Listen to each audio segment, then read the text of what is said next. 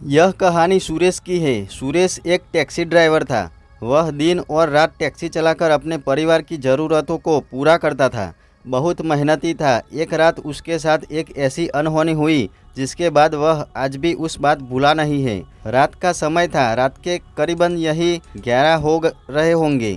Monsoon का मौसम था। ठंडी हवा चल रही थी और अचानक तेज़ बारिश होने लगी। बिजली ज़ोर शोर से कड़कने लगी। वह माहौल जैसे थोड़ा डरावना सा हो गया था। उस अंधेरे में थोड़ी थोड़ी दूर की भी चीज़ें नज़र नहीं आ रही थी। खूबसूरत से दिल्ली में रहने वाला सुरेश, अब उसको वो नज़ारा थोड़ा डराने लगा था। वो पहली बार इतना लेट हो गया था घर के लिए। उसके आसपास के सारे रास्ते सुनसान थे। कोई सवारी नहीं थी। साइड में ही वो अपनी टैक्सी को रोककर अपनी सवारी का इंतज़ार करने लगा। इंतज़ार करते करते उसे बहुत देर हो गई। सोचा कि चलो घर चले जाएं। तेज़ बारिश में सुरेश पानी को चीरता हुआ अपने घर की ओर जा रहा था। दिन भर इंडिया गेट तो कभी अक्षरधाम तो कभी कुतुब मीनार की सवारी को लेकर चक्कर काटते काटते बहुत सारे रास्ते उसे याद थे। दिल्ली के सारे रास्ते तो जैसे उसे रटे थे। उसके जितना उन रास्तों को कोई नहीं जानता था, लेकिन आज वह सारे रास्ते उसे बहुत लंबे लग रहे थे। काफ़ी दूर चलने के बाद हाईवे के पास उसे थोड़ी दूर पर एक आदमी नज़र आता है। वह आदमी थोड़ा लंगड़ा रहा होता है और उस टैक्सी को रोकने के लिए वह हाथ दे रहा होता है। सुरेश मन में सोचता है शायद अब उसे एक सवारी मिल गई है। सुरेश उस बूढ़े आदमी को देखकर बहुत खुश हुआ था। बहुत देर बाद उसे एक सवारी जो मिली थी। सुरेश अपनी टैक्सी को रोकता है तो उसे वो बूढ़ा आदमी मिलता है और बोलता है कि मुझे थोड़ी दूर ही जाना है। इस बारिश में मुझे कोई सवारी भी नहीं मिल रही है। अगर छोड़ दोगे तो अच्छा रहेगा। सुरेश उस आदमी को बैठा लेता है। वो दोनों पूरे रास्ते भर एक दूसरे से बातें कर रहे थे, लेकिन थोड़ी देर के बाद वो आदमी बिल्कुल चुपचाप हो गया और बेचारा सुरेश ही बात कर रहा था। फिर सुरेश उसे छोड़ने के लिए बहुत दूर तक आ गया था, लेकिन सुरेश के हर बार पूछने पर वो आदमी उससे बोलता था कि थोड़ी ही दूर और है, बस छोड़ दो।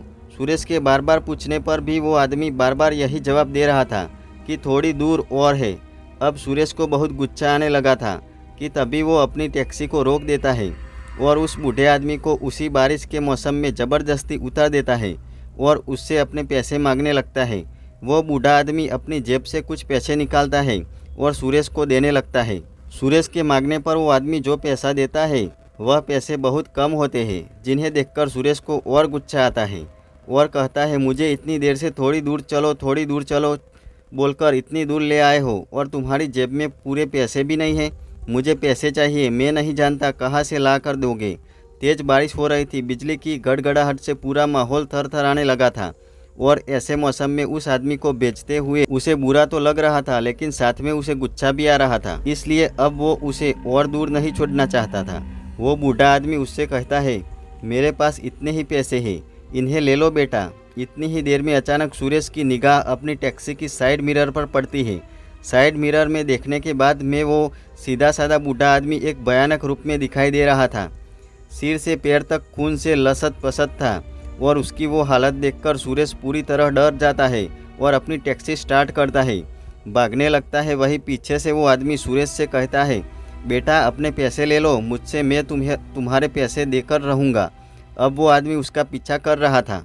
सुरेश घबराया हुआ था, डरा हुआ लगातार अपनी टैक्सी को भगा रहा था और वह आदमी उसका लगातार उसका पीछा कर रहा था। वह बार बार कह रहा था बेटा मैं तुम्हें पैसे दे रहा हूँ, बेटा तुम्हारे पैसे, इसे ले जाओ बेटा तुम्हारे पैसे, इसे ले जाओ। यह सारी आवाज़ें अब सुरेश के कानों में चुभने लगी थी। वो पागलों की तरह स्पीड बढ़ा रहा था अपनी टैक्सी की। वह सोच रहा था किसी तरह बस उस आदमी से पीछा छूट जाए। घबराया हुआ सुरेश इंडिया गेट के ठीक सामने जाकर रुक जाता है। घबराया हुआ सुरेश समझ नहीं पाता है कि उसे क्या करना है। वह आदमी अब उसके पीछे नहीं था। सुरेश गहरी सांस लेता है और उसे थोड़ी राहत होती है। सुरेश समझ नहीं पा रहा था कि उसे क्या करना है। उसे अब यह भी होश नहीं था कि उसे घर भी जाना था। वो अब कहीं जाना नहीं चाह रहा था। उसे अब इतना डर लग रहा था कि कहीं फिर कोई और प्रॉब्लम ना हो जाए कि तभी सामने से उसे एक छोटा सा परिवार आता हुआ नज़र दिखा। एक आदमी, उसकी पत्नी और उसका एक बच्चा जो उसे ही हाथ दे रहा होता है। वो लोग उसके पास आते हैं और उसे थोड़ी दूर चौराहे के पास तक पहुंचने के लिए बोलते हैं। सुरेश उन्हें बैठने के लिए बोलता है। उन लोगों को देखने के बाद वो शांत हो जाता है और अपनी टैक्सी स्टार्ट करता है। और चल देता है। सुरेश सवारी को लेकर निकल पड़ता है। उनकी मंजिल की ओर बारिश हल्की धीमी हो चुकी थी। मौसम भी थोड़ा शांत होने लगा था। रात के अब यही 12:30 हो रहे होंगे।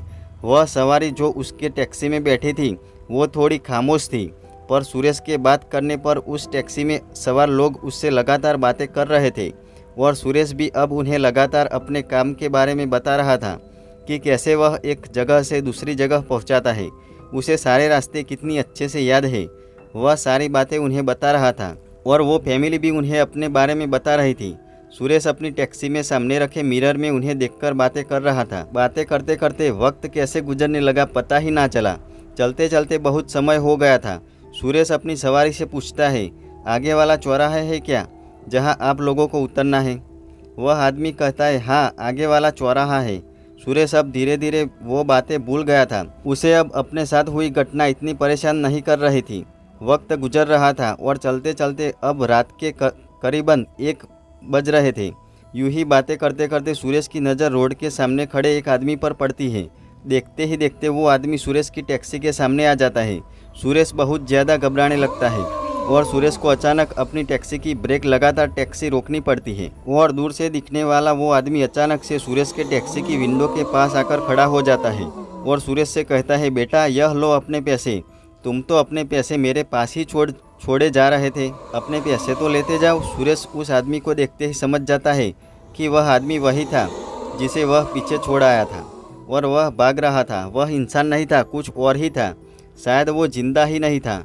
सुरेश उसकी हालत देखकर वह बहुत घबरा जाता है। उसे बार बार वही नज़ारा दिखाई दे रहा होता है और इस बार वह आदमी अपने असली चेहरे के साथ नज़र आ रहा था। वही खून से लथपथ चेहरा, वह भयानक आंखें।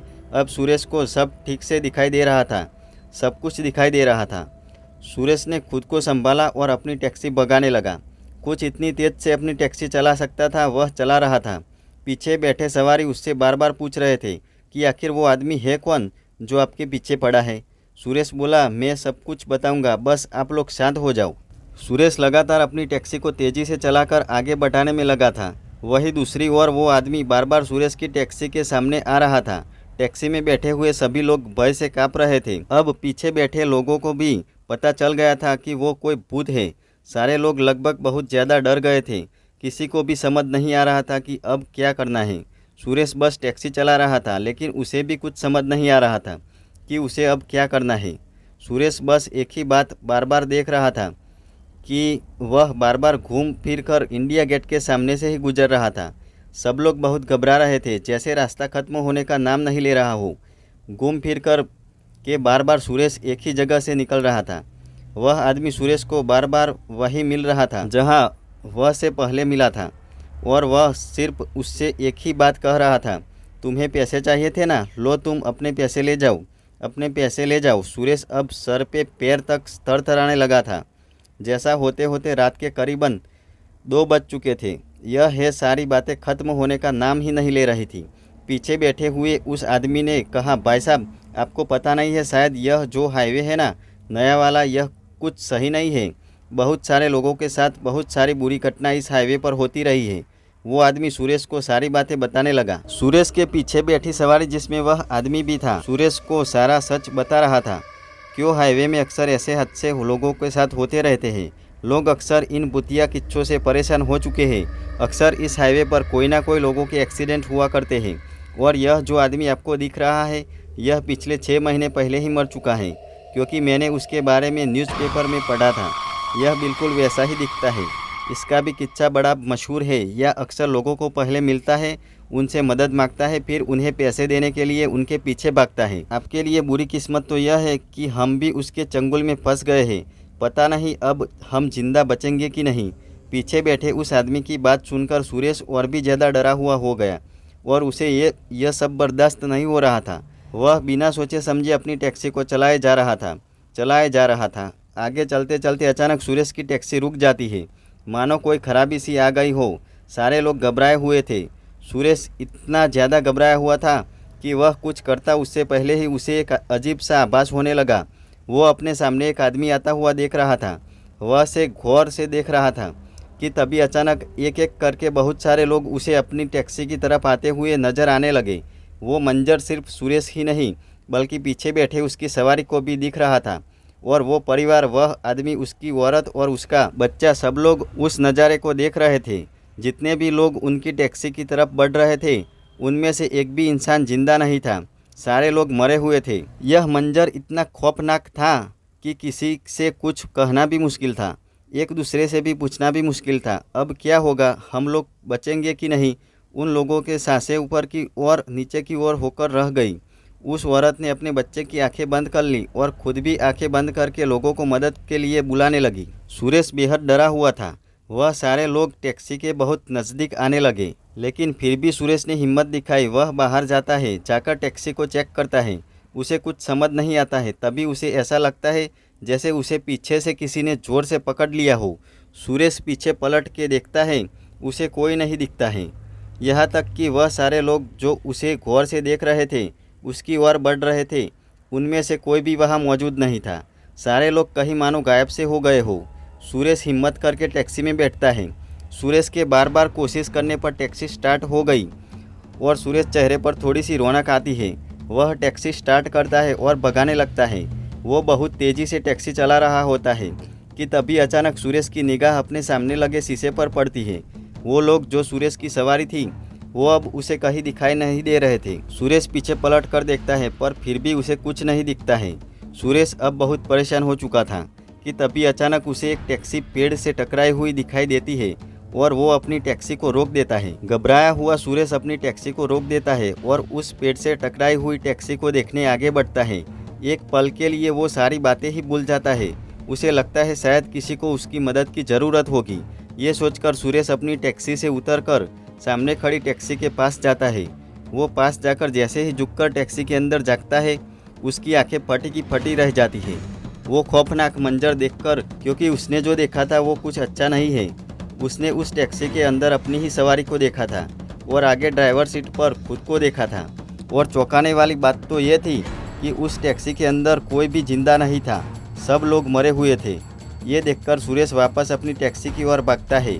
गिरता पड़ता सुरेश अपनी टैक्सी तक पहुंच जाता है। वो अपनी टैक्सी को स्टार्ट कर चलने लगता है। उसकी टैक्सी की स्पीड बहुत ज़्यादा थी कि तभी उसकी नज़र पीछे सवारी पर पड़ती है। उसे अब अपनी सवारी मरी हुई दिखाई दे रही थी। सुरेश लगभग अब पागल सा हो गया था। उसकी टैक्सी की स्पीड कम होने का नाम नहीं ले रही थी और चलते चलते उसकी टैक्सी उसी पेड़ से जाकर टकरा जाती है जहां उसने उस टैक्सी को पहले देखा था। सुबह होते ही न्यूज़पेपर में वो किस्सा छप जाता है कि एक टैक्सी वाले की आत्मा अभी भी बहुत से लोगों को परेशान कर रही है। जी हाँ, सुरेश जिंदा था ही नहीं, वो तो 6 साल पहले ही मर चुका था, पर उसे अपनी मौत पर यकीन नहीं था। वो हर रात आज भी उस हाईवे पर अपनी सवारी ढूंढता है। ध्यान रखना, अपना कहीं उसकी आखिरी सवारी आप ना बन जाओ। क्या हुआ, डर गए क्या आप लोग? क्या आपके साथ ऐसा किस्सा हुआ है? क्या आपको कभी भूत दिखा है?